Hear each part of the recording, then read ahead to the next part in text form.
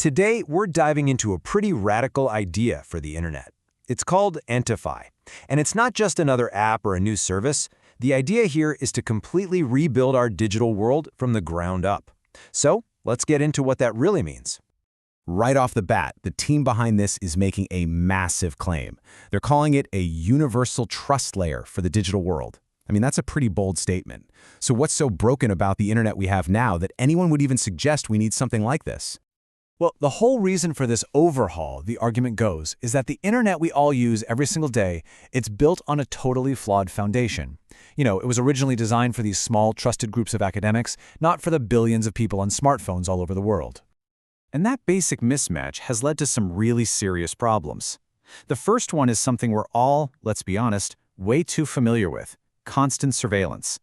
Our entire digital lives are being tracked, with pretty much every click and conversation getting scooped up and analyzed by companies we've never even heard of. Then you've got the total erosion of trust. I mean, the internet is just flooded with fakes, with bots, with incredibly clever scams. It's getting harder and harder to know if you're actually talking to a real person or just some malicious bit of code. And what makes all of this possible? Centralized control. A tiny handful of massive corporations basically dictate the rules of the road and own all the platforms that we've come to depend on. So you add it all up, and it's a pretty bleak picture of where we are today. We're kind of stuck in this cycle of data extraction, using these fragile networks that seem to have endless security breaches. And for most of us, it feels like there's just no real way out. Okay, so if that's the problem, what's the proposed solution? Let's dig into what ENTIFY actually is. It's being positioned as something much bigger than an app. It's a whole new kind of digital infrastructure. At its absolute core, ENTIFY is designed to be a network for communication and identity that is secure, private, and unstoppable. But here's the kicker. It's designed to be owned by us, the users, which would completely flip the power dynamic away from big tech.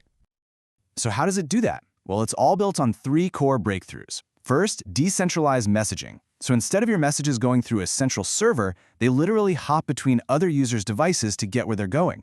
No central point to snoop on.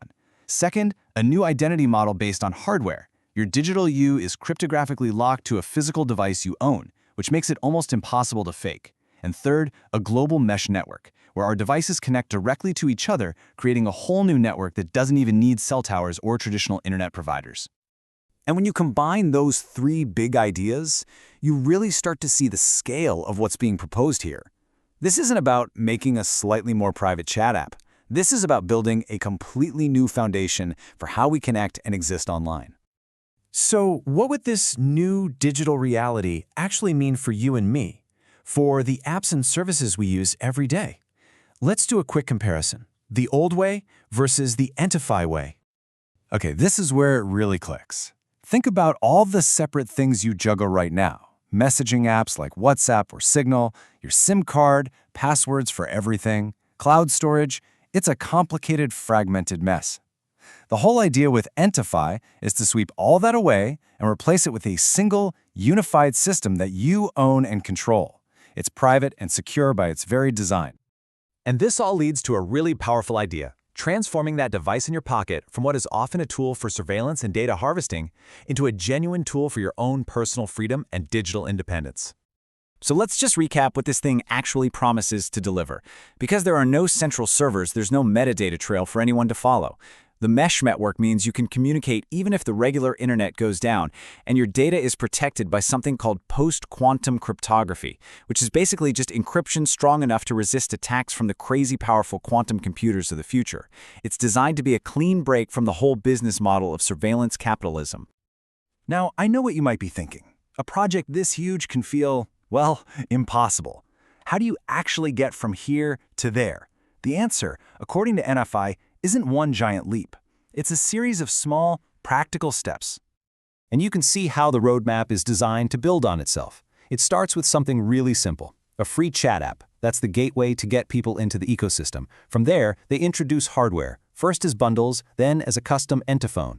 That hardware is the key, because it unlocks the next step, a unique blockchain that actually runs on the mesh network itself, creating a secure record for identity and transactions.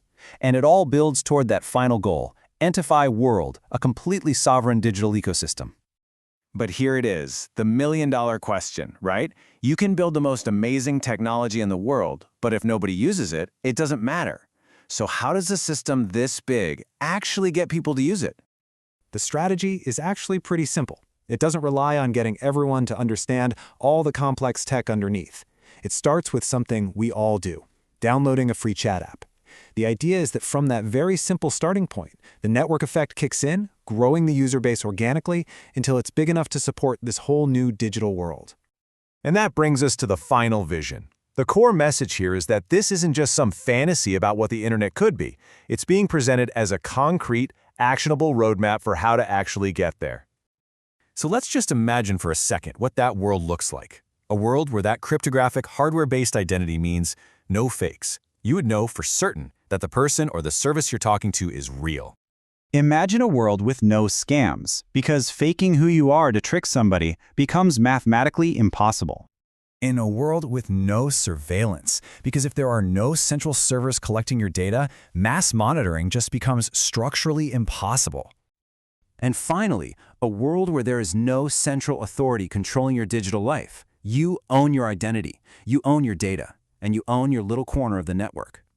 And we'll end on this final, incredibly bold claim from the source material. It just perfectly captures the scale of the ambition here. The goal isn't to be another choice inside the current system, it's to be the foundation for a whole new one. It's definitely a provocative thought to leave you with.